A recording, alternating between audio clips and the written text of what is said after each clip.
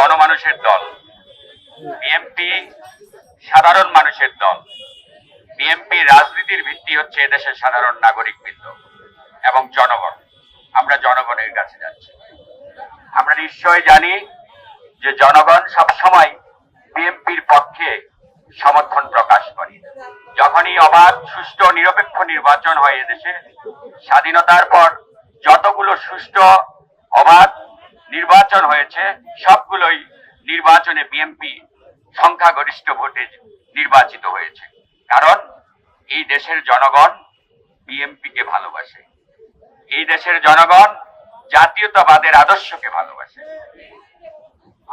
আজকে এই ঢাকা 17 আসনের জনগণের সৌভাগ্য মনে করি।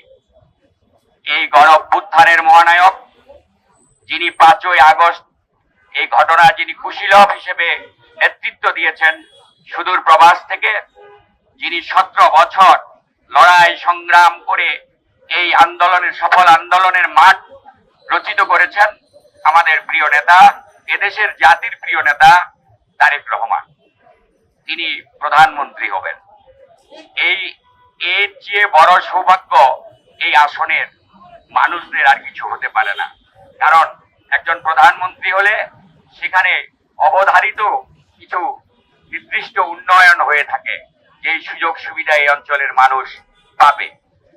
এখানে অনেকেই বিভিন্নভাবে বিতর্ক করার সৃষ্টি করছেন। আমরা গত 2-1 দিন আগেও দেখেছি একজন প্রার্থী একটি ঘটনার পরিপ্রেক্ষিতে প্রায় 17 বার তারেক রহমানের নাম উচ্চারণ করেছেন। তিনি মনে হয় ভুলে গেছেন তিনি একটি দলের প্রার্থী। তিনি তারেক রহমানের প্রতিদ্বন্দ্বী হিসেবে নিজেকে পরিচিত করে আসলে আইওয়াশ করতে যাচ্ছেন, নিজের অবস্থান যেটা আছে সেটাকে পরিষ্কার করতে যাচ্ছেন।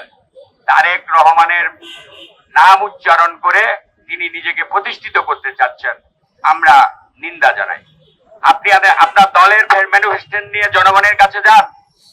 আপনারা এ দেশের জন্য কি করবেন, এই আসনের মানুষের জন্য কি করবেন, তার জন্য মানুষের কাছে যান। আপনি তারেক রহমানের প্রতিদ্বন্দ্বী বলে নিজেকে জাহির করে কি ধান্দা করছেন? আপনারা তো ধান্দাবাজি। আপনারা 71-এ ধান্দামি করেছেন, আপনারা 75-এও করেছেন, আপনারা 81-এও করেছেন, আপনারা 87-তেও করেছেন, আপনারা 91 সালেও করেছেন, আপনারা 96 সালেও করেছেন। আপনাদের চরিত্র জাতি জানে।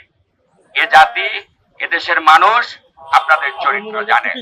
আপনাদের কোনো ভোটও নাই, আপনাদের কোনো জামানতও থাকবে না।